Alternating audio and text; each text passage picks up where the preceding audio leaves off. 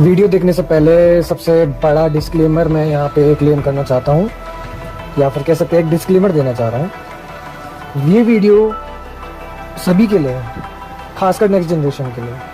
इस वीडियो में जो कुछ भी बताया गया है वो सब का सब मैंने किसी की हत्या करने के लिए नहीं कहा है, और ना ही मेरा कोई उद्देश्य किसी की हत्या करना है, और ना ही मेरा कोई लेना देना है किसी की हत्या के रिगार्डिंग। मैं बस वही चीज़ बता रहा हूँ जो कि मैंने एक्सपीरियंस किया है, और इस चीज़ का फ्रीडम हम सभी को है, और इस चीज़ को कानून प्रकृति के नियम अंदर लेता है।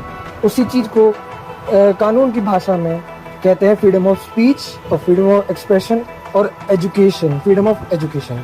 मेरे ये चैनल पे जो कुछ भी बताया जाता है उस सब का मैंने चीज़ अपने बायो में बताया, जो कि लिखा है कि नेक्स्ट जनरेशन के लिए एजुकेशनल पर्पस, अवेयरनेस पर्पस के लिए ही ये वीडियो बनाया है। और डिस्क्लेमर के साथ साथ मैं थोड़ी और भी चीज़ बताना चाह रहा हूँ। वीडियो को बनाने का पर्पस बस इतना ही है कि भाई जो मैंने अनुभव किया है वो मैं चीज़ साझा करूँ, और अगर इस वीडियो से नेक्स्ट जनरेशन के अंदर ऐसी अवेयरनेस पैदा हो जिससे कि इंसानियत जो है, जो बेवजह बर्बाद हो रही है, जो देसी बीज बर्बाद हो रहे हैं इन फ्रॉड बैंक नोट और डिजिट की वजह से, फ्रॉड करेंसी की वजह से, इलीगल कानून, इलीगल तरीके से बिना कानून के बनाए हुए फ्रॉड करेंसी जो चल रहा है, जिसकी अवेयरनेस कानून के जरिए या फिर किसी और चीज़ के जरिए नहीं करी जा रही, उस चीज़ को ध्यान में रखते हुए मैं कोशिश करता हूँ अपने चैनल पे इस चीज़ को सही ढंग से डिस्क्राइब करने का। और इस बात का ध्यान रखना कि भाई अगर यदि तुम्हारे ऊपर स्ट्राइक लगा रहा है यूट्यूब, मेरी वीडियोस को अगर यदि तुम यूज़ करते हो, यूट्यूब लगा रहा है, तो यूट्यूब का तुम्हारा अधिकार है यूट्यूब पे लीगल एक्शन करने का, क्योंकि मेरे चैनल की तरफ से तुम भर भर के मेरी वीडियो यूज़ कर लो, मेरी तरफ से कोई स्ट्राइक नहीं आएगी। यूट्यूब अगर यदि फिर भी स्ट्राइक लगा रहा है तो यूट्यूब से तुम कंपनसेशन लो, साथ के साथ अगर हो सके तो यूट्यूब को पूरा तुम देशद्रोह करके यूट्यूब को पूरा बंद भी करवा सकते हो, क्योंकि मेरी तरफ से कोई भी ऐसा नहीं है कि भाई मैं किसी को भी स्ट्राइक दूँ। खुला फ्रीडम है सभी को, मेरी वीडियो यूज़ करो ना करो, एडिटिंग करो, पर हाँ एडिटिंग करके किसी के को भी इतना गंदा ठेस या फिर कि किसी को मेंटली डिप्रेशन करके उसको सुसाइडल फोर्स करना या उसको गलत में मिस इन्फॉर्मेशन प्रोवाइड कराना, इस चीज़ की परमिशन नहीं है। सिर्फ और सिर्फ इतनी परमिशन है जैसी मैंने वीडियो दी थी उस वैसी ही वीडियो दो, यहाँ पे सबटाइटल लगाओ, बस इतना ही मुझे इतना बनाना था। और मैं किसी कंपनी से खरीदा हुआ इंसान नहीं हूँ, सीधी सी बात। किसी ने भी मुझे बैंक नोट डिजिट नहीं दी है, मेरे परिवार ने वही डिजिट की लोन दी। वैसे तो रुपये में लोन मांगा था, लेकिन मिली डिजिट बैंक नोट, उसी से साइकिल खरीदी, जबकि हमारी मजबूरी है, हम तो रुपये में लेन देन करना चाहते हैं और लीगल रूप से लेन देन करना चाहते हैं, लेकिन हमारी मजबूरी बन रही है क्योंकि हमें डिजिट ही प्रोवाइड कराई जा रही है। हम अपनी तरफ से पूरी कोशिश कर रहे हैं, बट फिर भी गैर कानूनी तरीके से सब जगह लीगल करेंसी चल रही है, जो कि नेक्स्ट जनरेशन के लिए बर्बादी है। इसी चीज़ के ऊपर हम जनता सरकार मोर्चे के साथी जितने भी हैं बहुत काम कर रहे हैं, कोशिश कर रहे हैं, मानस ले रहे हैं, और जो ये है जो अवेयरनेस है, जितना हमारी तरफ से कोशिश है, हमारी औकात है, प्रोवाइड कर रहे हैं, जिससे कि नेक्स्ट जनरेशन बची रहे, इलीगल काम ना हो, प्रकृति के नियम के आधार पर हो, अकॉर्डिंग टू द नेचर हो। जो कुछ भी मैंने बोला वो सत्य बोला और कुछ नहीं बोला, ठीक है। अगर किसी को लगता है कि मैं झूठ बोल रहा हूँ तो वो मेरे ऊपर लीगल एक्शन ले सकता है, ठीक है।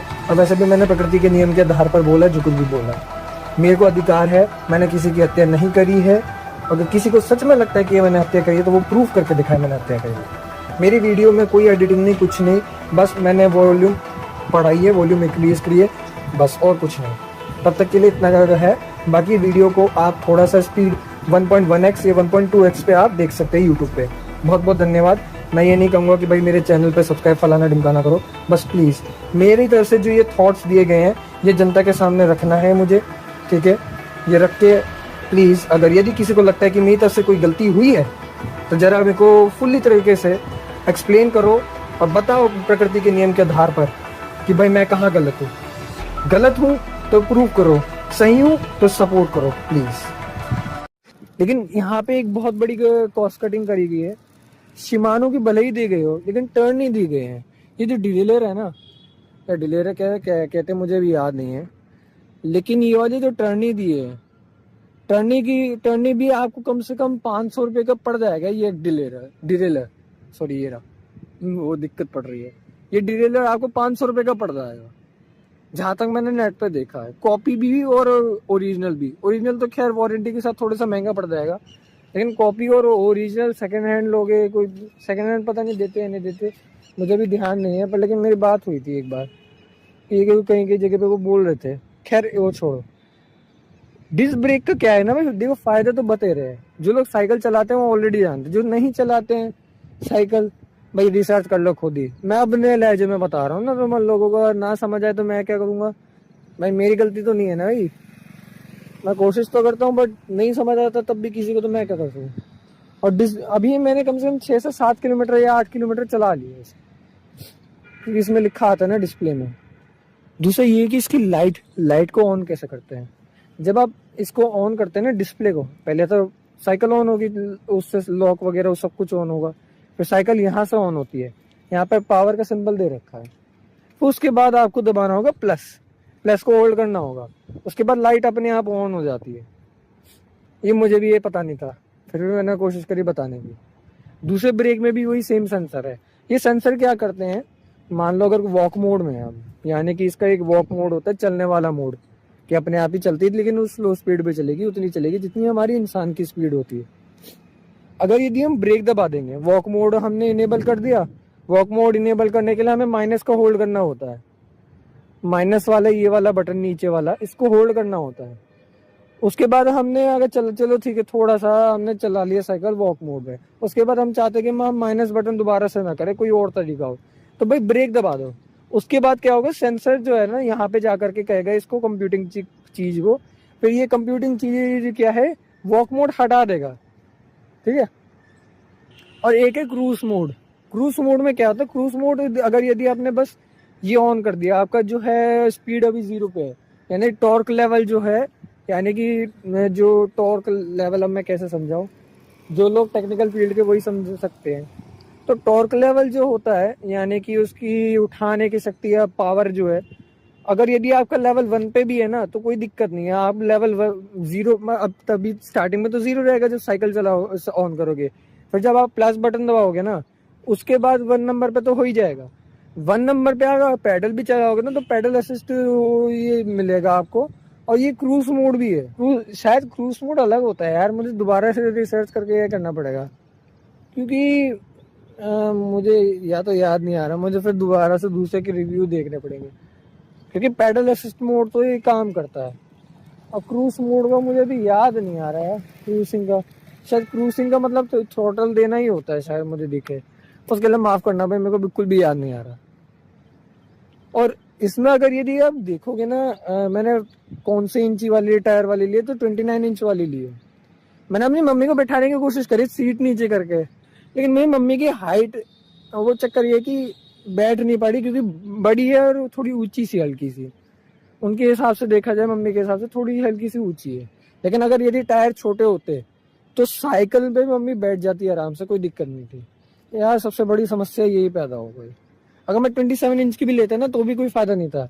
मम्मी की हाइट इतनी है कि उनकी 24 इंच के टायर चलते हैं। 24 इंच के टायर, मेरे पास एटलस की एक साइकिल है, एटलस की एक साइकिल है। अगर यदि आपको याद हो, एटलस की वेपन आती थी पहले, आनी बंद कर दी उन्होंने, एटलस ही काफ़ी हद तक बंद हो गई है, ठीक है। तो वो सबसे बड़ी समस्या पैदा कर गया। जनरली अगर आप देखो ना, साइकिल की बिल्ड क्वालिटी मैटर नहीं करती, मैटर करता है उसका फ्रेम डिज़ाइन। बिल्ड क्वालिटी फिर थोड़ा सा उसमें कंबाइन है, यानी कि अगर आप देखोगे, मैं थोड़ा सा ऐसे एरिया में ले जाता हूँ जहाँ ठंडक हो, अगर आप बिल्ड क्वालिटी के साथ साथ डिज़ाइन भी देखोगे ना, जो फ्रेम का स्ट्रक्चर है, दोनों का कंबाइन अगर रहेगा तभी जा करके आपकी साइकिल जो है एफिशिएंट रहेगी। यानी कि आपके शरीर की ज़्यादा ऊर्जा ना लगे, लेकिन आपका डिस्टेंस जो है लंबा चल जाए। मेरे पास एक 8000 की साइकिल है, 8000 वाली भैया, वो इतनी घटिया हो रखी है क्या ही बताऊँ, और वो बिना गियर वाली है। मैंने तो इसके बाद चला के देखा, मैंने कहा यार मैं 8000 की साइकिल नहीं चलाऊँगा, मैं ये 35,000 की साइकिल चलाऊँगा, मुझे यही सही लगी। और गियर वाली अगर यदि मैंने पहले भी एक बार चलाई है गियर वाली सिंपल वाली मुझे सूट नहीं होती, मुझे इसी तरह की साइकिल ही सूट होती है, क्योंकि बचपन में मैंने इसी तरह की साइकिल चलाई थी, लेकिन वो मेरे दोस्त की थी, स्कूल के दोस्त की। वो आर्यन की थी, वो मैं आर्यन में ना दोस्त है ना स्कूल का, बहुत अच्छा दोस्त है, बहुत लंबे समय से जुड़ा हुआ है।